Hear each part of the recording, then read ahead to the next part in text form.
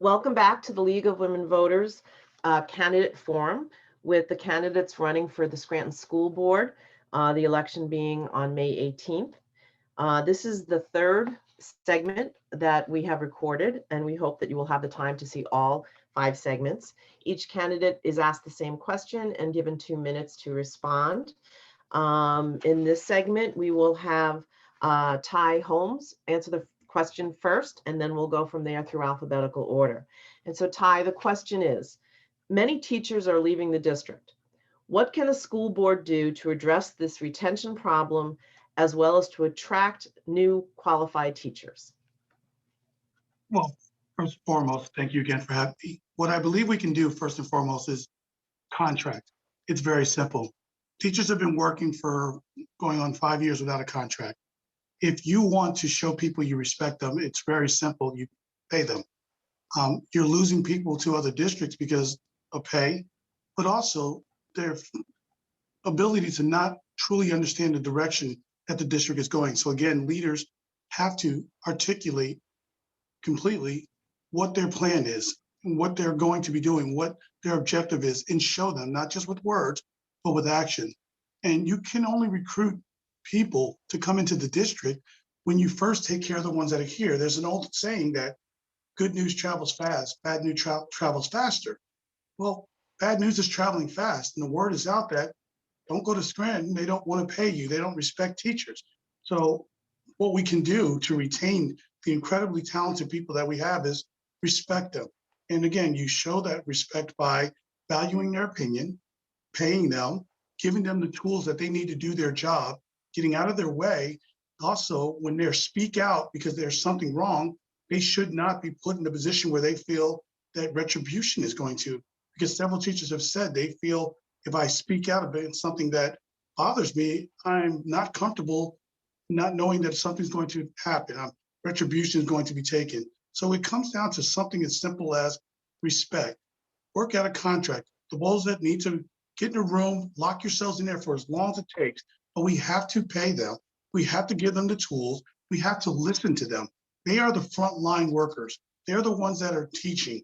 We really, truly need to take their advice and apply it to moving this district forward is the best thing that we can do to retain and recruit new teachers. Thank you, Ty. Next, we'll turn to Tucker Hoddes to respond to the question.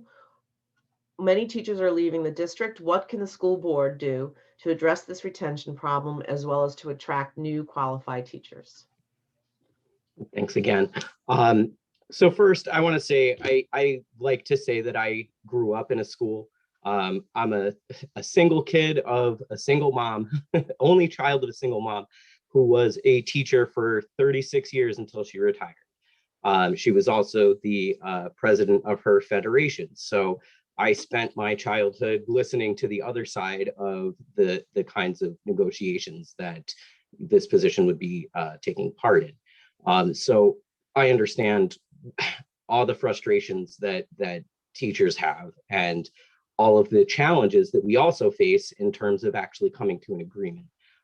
So I think that, yes, number one, the very most important thing is getting negotiations moving in the right direction, getting a contract for our teachers, and making sure that we're looking at the right avenues for that, so that we have a negotiation that is a proper negotiation.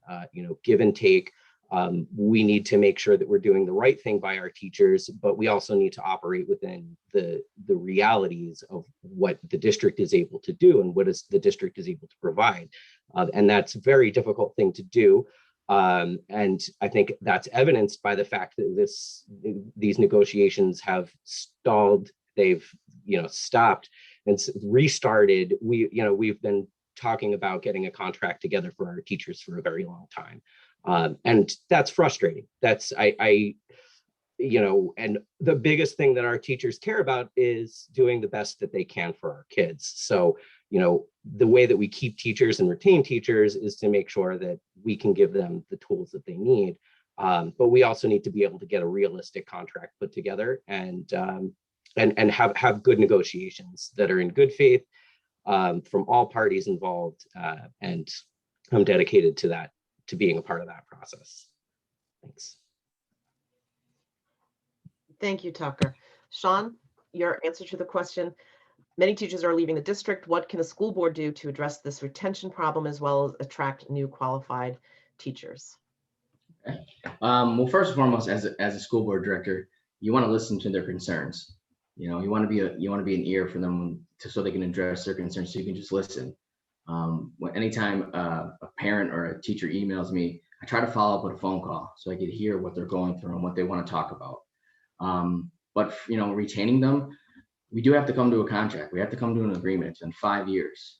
You know, our teachers do feel underappreciated, and you know, there's low morale, and that's hard to win back, and it spreads like wildfire. I manage people in my profession, and I know that's hard to stop, and it's hard to fix. And there's some decisions we make as a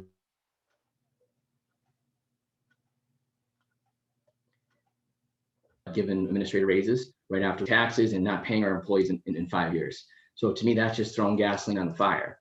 So I really think that we need to come together and figure out this contract, because at the end of the day, we're losing valuable and great teachers, and they're the ones who educate our children.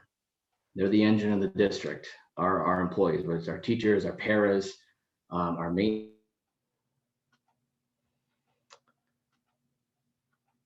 Figure this out, but we have to do it. We have to come together. We have to be fair, and we have to work together. We have to communicate. And I feel in these negotiations, there's a roadblock, and I don't know what it is, because the board doesn't sit on the communications. There's a negotiation team that represents the board, but there is a roadblock. And I think if we just talk a little bit more, and then they just open up and have a communication, I think we can get this done, because we need to get it done. It's long overdue, and they deserve a contract. Thank you, Sean. Greg Popel, the question to you. What can the school board do to address the retention problem, teacher retention problem, as well as to attract qualified teachers? You're muted, Greg. First of all, thank you. First of all, the board has to get on board with funding. We have to establish and reestablish the fair funding program. Until and unless we get our additional funding from the state of Pennsylvania, all problems will be in future instead of being solved. Symbolism. I think it was a wrong thing to do for this board to increase administrative salaries at a time of financial peril, at a time when district teachers haven't had a contract, at a time when district teachers are leaving the district to go on to other districts and get $5,000 or $10,000 increases in salary. We're the lowest paid. We have the lowest paid teachers in the northeastern Pennsylvania area. That's not right. And as I said, and I keep going back to the same problem, the funding, money, everything is involved with it. And unless and until the board gets along and pushes for it and stops playing follow the leader, that none of these problems will be addressed. Thank you. Thank you. Tom Borthwick, the question goes to you. So the thing is, if a teacher had an opportunity, a good qualified teacher had an opportunity to get a job at, say, Abington Heights or Scranton, there's a $12,000 differential in first year initial pay. So where's that good teacher going to go? It's not Scranton. And that's the reason these people are leaving, because as other people alluded to, these teachers are not being valued. And you have people with who say, for example, are teaching for 8 years, and leaving would give them a $10,000 raise if they left to Abington. And that is what happens. I know a lot of teachers, my wife included, and every day they're like, oh, so-and-so left. Oh, so-and-so is applying for a job elsewhere. As Ty said, morale is very, very low, or excuse me, as Sean said, morale is very, very low. The incentive to stay here is non-existent. And before the contract strife happened, the contract wasn't great to begin with. And the teachers, you cannot blame them for wanting something better for themselves. I mean, you have a district that is very unsupportive. And as Greg just said, we're in the middle of a pandemic, we have a financial crisis, and then we're giving administrators raises. That wasn't in the recovery plan. But we just got a nearly $60 million windfall in stimulus money. It's almost like money's falling from the sky here. And employee retention is something that can be used for. So I want to see the board work toward utilizing stimulus funds to help settle a contract, because our kids deserve the best teachers, and we're not doing what we need to do to get the best teachers in here. I mean, I want the number one qualified teacher. I don't want to lose, numbers 1 through 10 and settle for the 11th best. I want the best. And the only way for us to get the best for our kids is to give them a fair and equitable contract. And we have to find the will to do that. And I haven't seen that yet from this board or this administration. Thank you. Thank you. Danielle Chesick, the question to you. Many teachers are leaving the district. What can the school board do to address this retention problem as well as to attract new qualified teachers? So this is a really good question. So yes, many teachers are leaving the district. It's, very sad that it has to come to this, but they are finding better opportunities, perhaps right outside the district. And that shouldn't be the case. We should make the Scranton School District the place where people want to work. And that starts with respecting our employees. So the teachers, paraprofessionals, I mean, look at what just happened with the paraprofessionals. They were, furloughed, and then some were called back to different positions. And it's just, people hear this and they talk, and then they just don't want to come here. So we need to make the Scranton School District a place where people want to work, people want to come to the city. It's going to have, a benefit for the city as well. But we need to pay our teachers. They haven't had a contract in years. I think right now there's a big disconnect between the board and the educators. And I think they need to help, just form a bridge and work together. The board needs to maybe listen to the teachers and their concerns to work towards a goal. When I went to the Scranton School District, I had some of the best teachers, and some of them I still talk to. They were mentors to me. I was going to college initially to be a Spanish teacher because of the teacher I had. So hearing that a lot of the teachers that I had back in the 90s are, just totally disappointed in how they are being treated, it makes me feel like something needs to be done, something needs to change, and we just need to make it a better environment altogether for the people that are educating our children, because if not, the children are going to lose, and they've lost so much already. So we need to maybe look beyond the recovery plan and do what's best for everyone that's actually making the schools function on a daily basis. Thank you. Thank you. And Katie Gull-Martin, the question to you. What can the school board do to address the teacher retention problem as well as to attract new qualified teachers? You're muted, Katie. Thank you. Mhm. Thank you, Jean. Settling the contract is paramount. That we have to make that happen. We have to come to an agreement that is realistic, is sustainable, is something we can support going forward financially.